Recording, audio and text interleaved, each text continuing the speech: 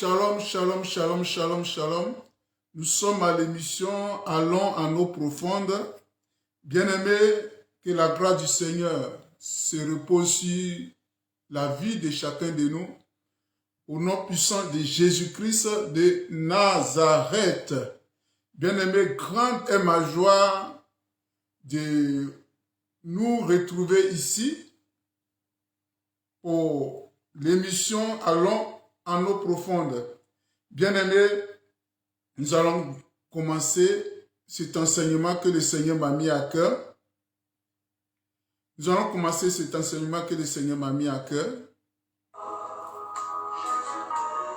Le thème d'aujourd'hui est ainsi libellé: que ta prière amène le Seigneur à prendre une décision favorable pour toi. Que ta prière amène le Seigneur à prendre une décision favorable pour toi. Bien-aimé, laisse-moi te dire que ce ne sont pas toutes les prières que Dieu écoute. Ce ne sont pas toutes les prières. Sois bénie, ma soeur Julietta. Ce ne sont pas toutes les prières que Dieu écoute. Tu vis mal, tu te comportes mal, tu n'obéis même pas aux lois de Dieu. Tu n'obéis même pas à la parole de Dieu. Dieu ne peut pas écouter ta prière. Et ta prière même devient comme une abomination devant Dieu. Proverbe 28 nous le dit. Proverbe 28, le verset 9 dit: si quelqu'un détourne l'oreille pour ne pas écouter la loi, pour ne pas écouter Dieu, pour ne pas écouter la parole de Dieu, sa prière même est une abomination. Si tu n'écoutes pas Dieu, si tu ne respectes pas les principes de Dieu, lorsque tu ouvres la bouche pour parler à Dieu, c'est comme tu es en train de commettre de l'horreur. C'est comme si tu es en train de pécher devant Dieu. Ta prière est comme une abomination. Mais ce que tu dois comprendre, Dieu écoute la prière des justes. Alléluia. Dieu écoute la prière des justes. Dieu écoute la prière de ceux qui ont la foi. Bien-aimé,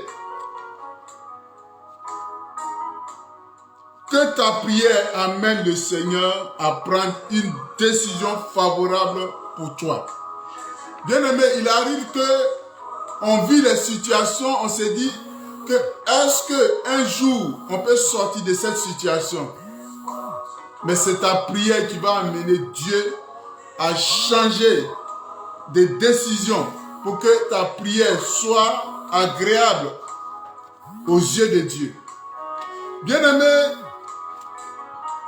avant même d'aborder le thème,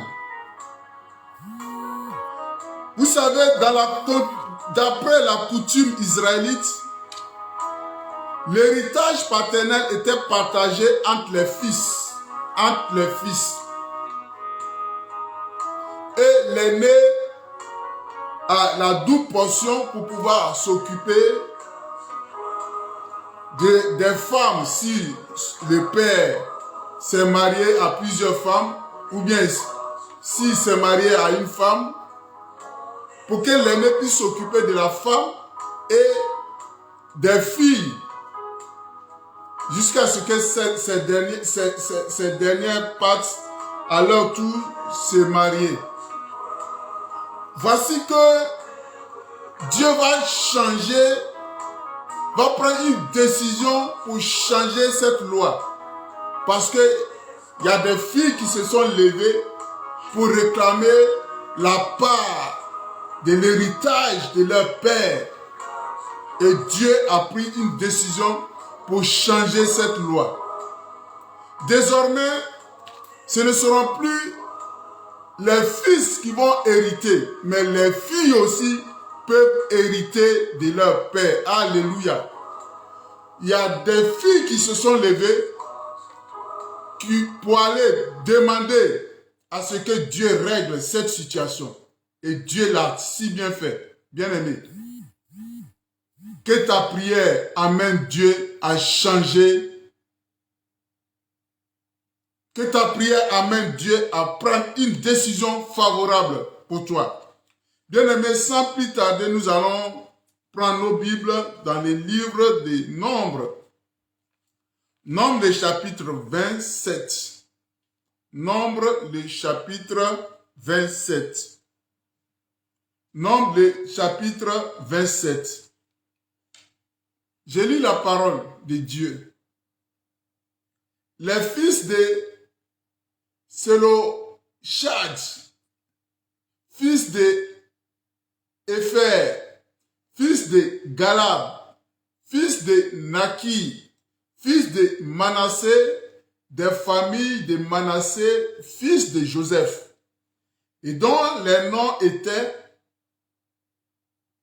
Machla, Noah, Ogla, Milka et Tissa, s'approchèrent et se présentèrent devant Moïse, devant le sacrificateur Éléazar et devant les princes et toute l'assemblée à l'entrée de la tente d'assignation. Elle dit: notre père est mort dans le désert. Il n'était pas au milieu de l'assemblée de ceux qui se révoltaient contre l'Éternel, de l'assemblée de Corée, mais il est mort pour son péché. Il n'avait point de fils. Pourquoi le nom de notre père serait retranché du milieu de sa famille? Parce qu'il n'avait point eu de fils. Donne-nous une possession parmi les frères de notre père. Moïse porta la cause devant l'Éternel, et l'Éternel dit à Moïse: les fils de Sélophad ont raison. Tu leur donneras en héritage une possession parmi les frères de leur père, et c'est à elle que tu feras passer l'héritage de leur père. Alléluia. Tu parleras aux Israélites, aux enfants d'Israël, et tu diras: lorsqu'un homme mourra sans laisser de fils, vous ferez passer son héritage à sa fille. Et s'il n'a pas de fille, vous donnerez son héritage à ses frères. S'il n'a point de frères, vous donnerez son héritage aux frères de son père. Et s'il n'a pas de frères de son père, vous donnerez son héritage aux plus proches parents de sa famille. Et c'est lui qui les possédera. Ce sera pour les enfants d'Israël une loi et un droit, comme l'Éternel l'a ordonné à Moïse. Alléluia, alléluia, alléluia. Bien-aimé, comme j'ai dit, avant ce sont les fils, on peut dire, ce sont les garçons qui héritaient de leur père. Dans la loi des Israélites. Mais voici, les filles de Sélophad qui sont allées voir Moïse pour leur dire: notre papa nous a mis au monde. Malheureusement, il n'y a pas eu de garçons, il n'y a pas eu de fils au milieu de nous. Est-ce que c'est un péché de ne pas avoir un garçon mâle? Non. Est-ce que c'est un péché? Non. Mais voilà que notre papa est mort. On va rentrer à la terre promise. On va rentrer à Canaan. Donc, notre papa, son nom on va plus parler de lui.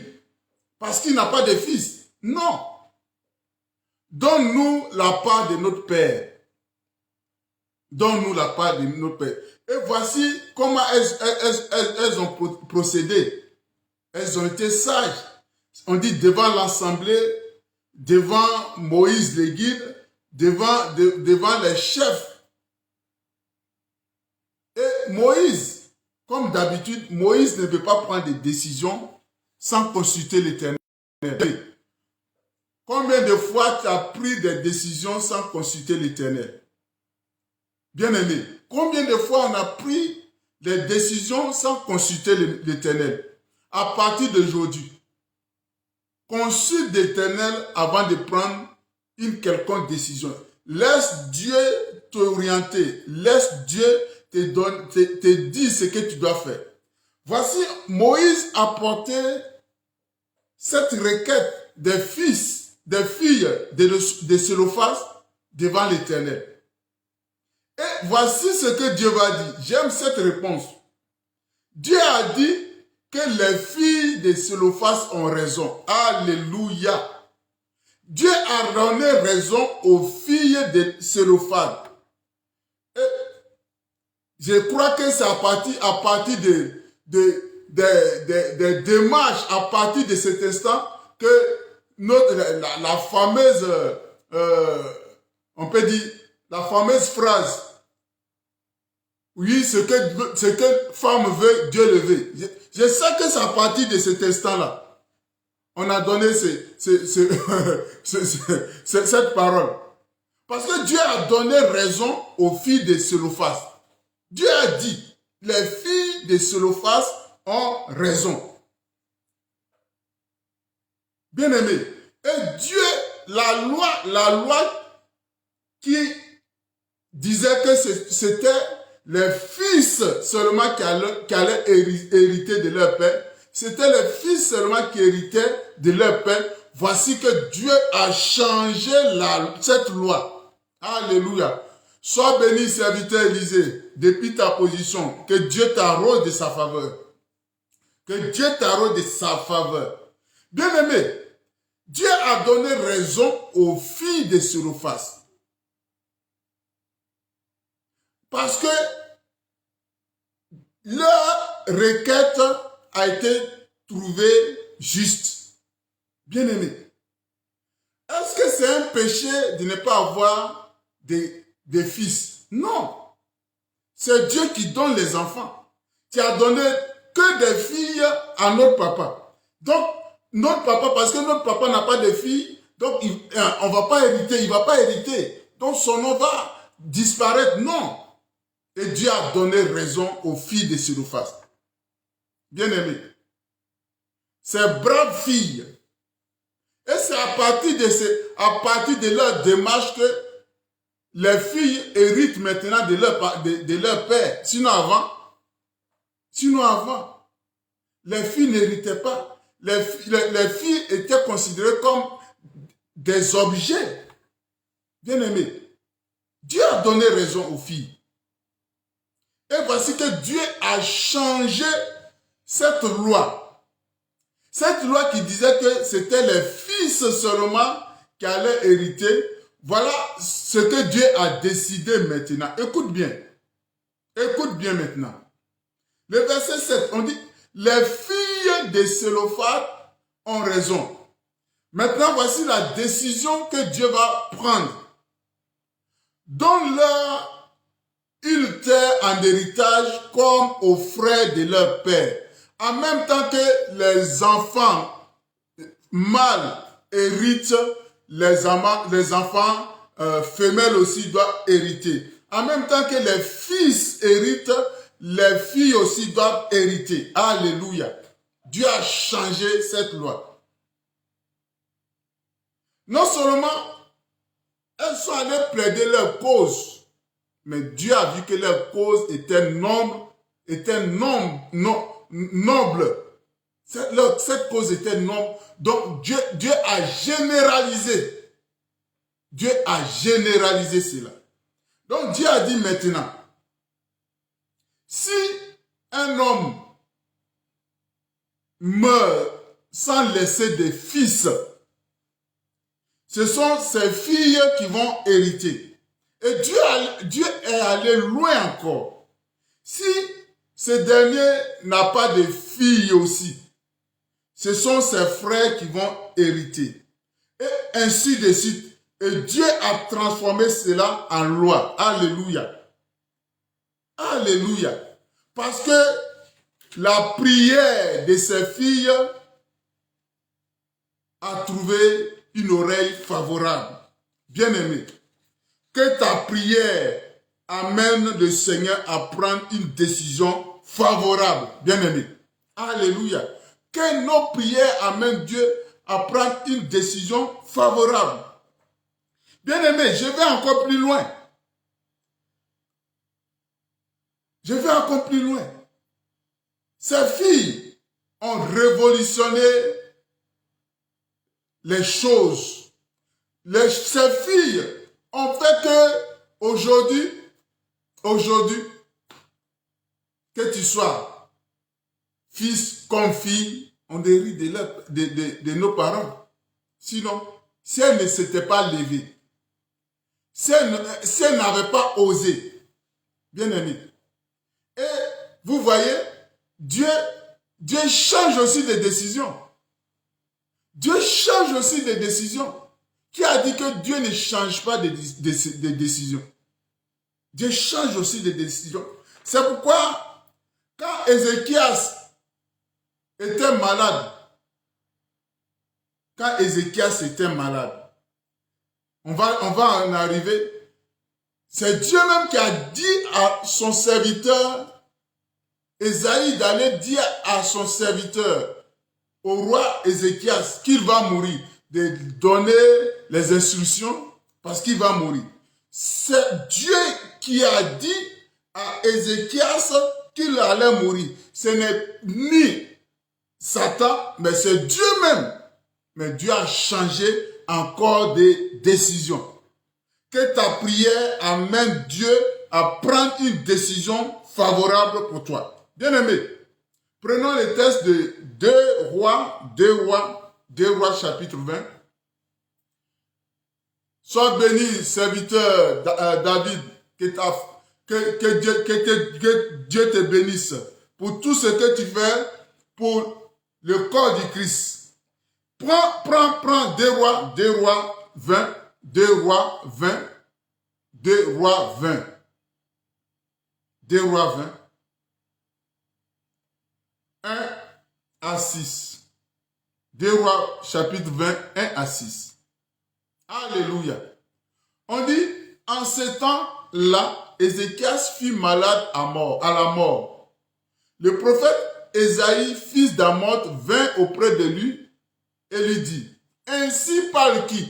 Ainsi parle l'Éternel. Est-ce que tu as compris? Ainsi parle l'Éternel. Donne tes ordres à ta maison, car tu vas mourir. Et tu ne vivras plus. Oh! Pour toi, c'est terminé. Car tu vas mourir et tu ne vivras plus.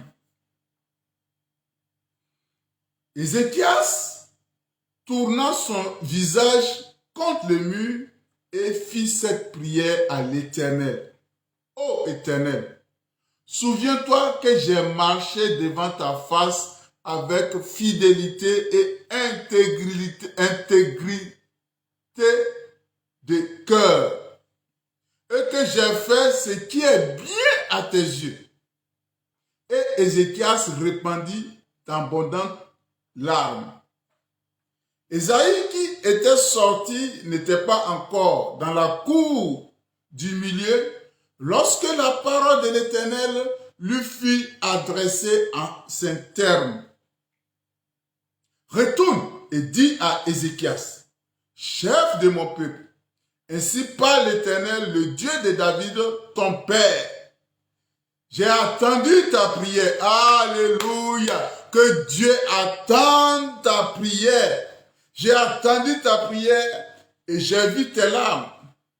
Voici, je te guérirai. Le 3e jour, tu monteras à la maison de l'Éternel. J'ajouterai à tes jours 15 années. Alléluia. Bon, c'est bon même. 15 années. Bien-aimé, que ta prière amène le Seigneur à prendre une décision favorable pour toi. Bien-aimé, comme j'ai dit, c'est Dieu même qui a donné cette parole à son serviteur d'aller dire à Ézéchias que c'est fini, terminé, il ne va plus vivre. Alléluia. Mais la prière d'Ézéchias a fait que Dieu a changé de position. Dieu a changé de parole. Alléluia. Dieu a changé de parole. Mais attends, je me suis dit, qu'est-ce que Ézéchias a fait d'aussi exceptionnel? Quelle a été sa vie pour que Dieu puisse, en quelques minutes, parce que la prière d'Ézéchias, ça n'a même pas duré, pour que Dieu puisse changer de décision. Mais j'ai fouillé, j'ai vu que la réponse se trouve dans 2 Rois chapitre 18, 2 Rois chapitre 18, le verset 3. Ben, je vais lire à partir du verset 1 pour que vous puissiez comprendre. 2 Rois 18, le verset 1. À partir du verset 1 jusqu'au verset 3. On dit la 3e année d'Osée, fils d'Éla, roi d'Israël, Ézéchias, fils d'Akab, roi de Juda, régna. Il avait 25 ans lorsqu'il devint roi et il régna 29 ans à Jérusalem. Sa mère s'appelait Abi, fils de Zacharie. Le verset 3. On dit, il lui fit ce qui est droit. Est-ce que tu écoutes ça? Il fit ce qui est droit aux yeux de l'Éternel, entièrement comme a fait David, son père. Alléluia. Il fit ce qui est droit. Donc, Ézéchias était un homme juste. Ézéchias aimait Dieu. Ézéchias faisait ce qui plaisait à Dieu. Alléluia. C'est pourquoi Dieu a exaucé sa prière. C'est pourquoi Dieu a changé de décision. Dieu a changé de décision. Qu'est-ce que tu vas présenter à Dieu pour que Dieu puisse changer de décision? C'est ça aussi. Qu'est-ce que tu vas présenter à Dieu pour que Dieu puisse changer de décision? Ézéchias pouvait dire, souviens-toi, Dieu, ô Éternel, souviens-toi de ce que j'ai marché devant ta face avec fidélité et intégrité. Alléluia. Ézéchias pouvait dire, ah Seigneur, je t'en prie, souviens-toi, j'ai vécu fidèlement devant toi avec un cœur non partagé. Je t'ai offert mon cœur. J'ai fait ce qui est bien à tes yeux. Bien-aimé. Et Dieu a changé de décision. La décision de Dieu qui était défavorable pour Ézéchias est devenue favorable. Comme la décision de Dieu qui était favorable aux filles de Sélophas, parce que c'était les filles seulement qui héritaient. Mais la décision de Dieu que Dieu a prise est à leur faveur maintenant. Bien-aimé. C'est ça aussi. Amenons Dieu à prendre des décisions favorables à notre égard. Ici, je vous ai présenté des textes de l'Ancien Testament, mais Dieu, il est le même. Il n'y a pas un Dieu d'Ancien Testament, il n'y a pas un Dieu de Nouveau Testament. Dieu, il est le Dieu des temps. Il est le même hier, aujourd'hui, éternellement. Bien-aimé, et nous allons aussi prendre un texte dans le livre de Matthieu, Matthieu le chapitre 15. Matthieu le chapitre 15, à partir du verset 21. Matthieu chapitre 15. Bien-aimé, que ta prière amène le Seigneur à prendre une décision favorable pour toi. Que ta prière amène le Seigneur à prendre une décision favorable pour toi. Matthieu 15, à partir du verset 21. La Bible nous dit, Jésus étant parti de là, se retira dans le territoire de Tyr et de Sidon. Et voici, une femme cananéenne qui venait de ces contrées lui cria, « Aie pitié de moi, Seigneur, fils de David. Ma fille est cruellement tourmentée par un démon. Écoutez bien ce qui va se passer.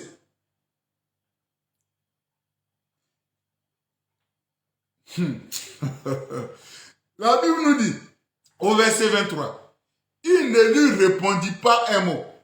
Jésus l'a ignoré. Il ne lui répondit pas un mot.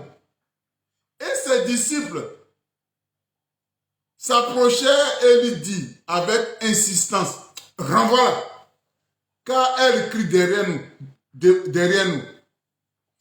Il répondit, je n'ai pas été envoyé, non, je n'ai été envoyé qu'aux brebis perdues de la maison d'Israël. Mais elle vint se prosterner devant lui, disant, Seigneur, secours-moi. Il répondit, il n'est pas bien de prendre le pain des enfants et de le jeter aux petits chiens. Oui, Seigneur, dit-elle, mais les petits chiens mangent les miettes qui tombent de la table de leur maître. Oh, oh. Alors, Jésus lui dit, femme, ta foi est grande, qu'il te soit fait comme tu veux. Et à l'heure même, sa fille fut guérie. Alléluia, alléluia. Que ta prière amène le Seigneur à prendre une décision favorable pour toi. Bien-aimé, voici une femme. Cette femme, c'est une Cananéenne. Elle n'est pas juive. Elle n'est pas juive. Bien-aimé, elle n'est pas juive. Et voici qu'elle a un problème. Elle a un problème. Sa fille est tourmentée par un démon. Son problème est que sa fille est tourmentée par un démon. Et c'est la seule personne qui peut la secourir, c'est Jésus. La seule personne qui peut la secourir, c'est Jésus. Donc elle va employer tous les moyens pour que sa fille soit guérie. C'est tout ce qu'elle veut. Bien-aimé, on dit quand elle est venue voir Jésus, non seulement Jésus ne lui a même pas répondu. Foutaise. Si c'était nous-mêmes, on allait commencer même peut-être à insulter l'homme de Dieu. Oui, il s'est dit homme de Dieu, puis il ne respecte pas. Mais elle, pourvu que sa fille soit guérie. Et voici les disciples aussi de Jésus qui s'en mêlent. Allez, elle nous opportune, il faut la chasser. Bien aimé. Mais tout cela n'a même pas découragé cette femme. Bien aimé, que ta prière amène le Seigneur à prendre une décision favorable pour toi. Ce que disaient les disciples ne l'ont pas découragé. Jésus même, le silence de Jésus ne l'a pas découragé. Et Jésus même est allé encore plus loin. Il dit, il a été amené qu'aux enfants d'Israël. Comme j'ai dit, elle est cananéenne. Donc, elle ne devait même pas bénéficier de cette faveur. Jésus lui a dit clairement qu'il a été amené qu'aux enfants d'Israël. Et Jésus dit que c'est pas bon de donner la nourriture aux chiens. Donc, de facto, c'est comme si Jésus a traité cette femme de chien, de chienne. Elle a dit, si tu veux, insulte-moi. Mais moi, ce que je suis venu chercher, c'est la guérison de ma fille. Mais si c'était nous, combien de fois on a quitté les églises, même on nous insulte pas. Combien de fois on traite les serviteurs de Dieu. Bien-aimé, Jésus a traité cette femme de chienne. Mais elle dit, je m'en fous, pourvu que ma fille soit guérie. Jésus a vu la foi de cette femme. Et Jésus a changé de décision. Jésus s'est occupé de cette femme. Et cette femme a eu exaucement à sa prière. Alléluia. Que ta prière amène Dieu à changer de décision. Cette femme qui était disqualifiée, parce qu'elle n'était pas juive, mais sa prière a amené Dieu à changer de décision. Bien-aimé, la prière de cette femme a amené Dieu à changer de décision. Elle qui était disqualifiée, elle qui n'était pas sûre de recevoir cette grâce. Et pour moi, je me dis aussi, c'est aussi l'insistance de cette femme qui a fait que Jésus s'est révélé aussi à nous. Parce que Jésus, voyez ce que Jésus a dit. Voyez vous-même ce que Jésus a dit.